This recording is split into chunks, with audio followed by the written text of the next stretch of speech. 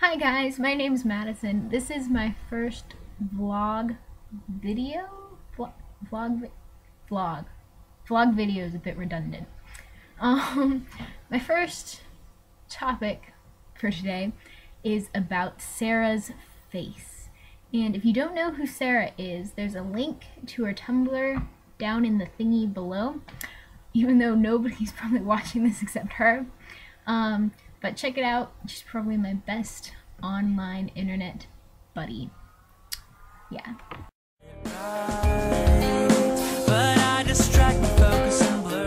So my first topic for today is going to be basically a book rant.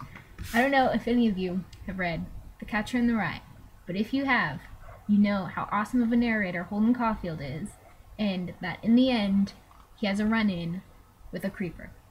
Now, the creeper is probably my favorite character.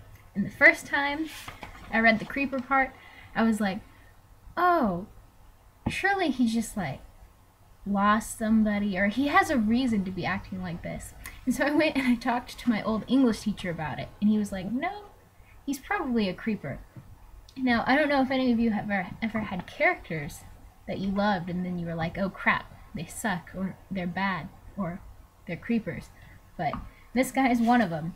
And I'm going to read you the part and see what you think. Then something happened. I don't even like to talk about it. I woke up all of a sudden. I don't know what time it was or anything, but I woke up. I felt something on my head, some guy's hand. Boy, it really scared hell out of me. What it was Mr. Antonellini's hand. What he was doing was, he was sitting on the floor, right next to the couch, in the dark and all, and he was sort of petting me, or patting me on the goddamn head. Boy, I'll bet I jumped about 1,000 feet. Now, this happens towards the end of the book, and Mr. Antonellini is this old teacher that Holden had, and he's probably the smartest character throughout the whole book that Holden talks to. And I was like, oh, he's doing this to Holden because he lost a son, or his wife had a miscarriage, or she couldn't even get pregnant. There had to be some excuse to like shelter this perfect otherwise character. No, he was a creeper. Speaking of creepers, I was on Tumblr the other night and I was scrolling through, and there was a post, and this girl apparently had been like, oh my goodness, I'm so hungry, but we don't have any food in our house. And so someone on Tumblr looked up her address and ordered her a pizza.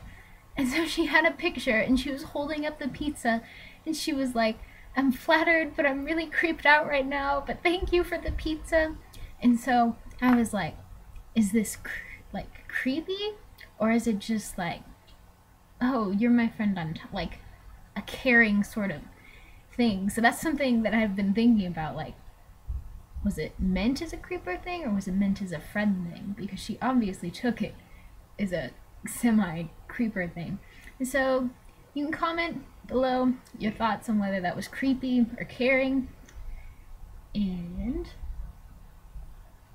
yeah. The next thing I want to talk about is John Green's The Fault in Our Stars. Now, if you haven't read it, you should probably just stop watching the video now.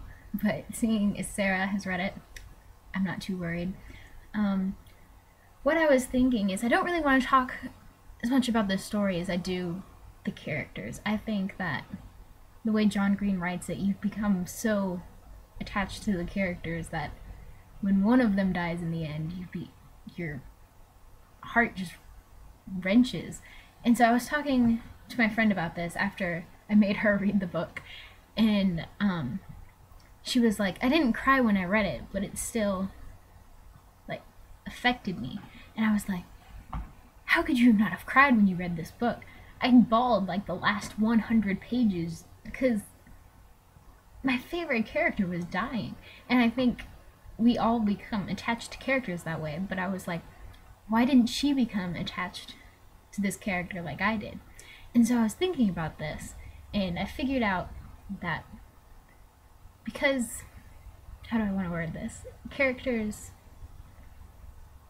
have different personalities, and I think one, you're attracted to the personality, and two, also what's going on in your life, not so much the character, but yours, affects how you become attracted to them. Like, if the main character in a story reminds you of the person you hate, then you're not going to like the character no matter how they act. And so, that's just what I was thinking about. And that's it for my first vlog. So, wasn't as bad as I thought it was going to be. But hopefully you liked it. And I hope you guys have a good Monday.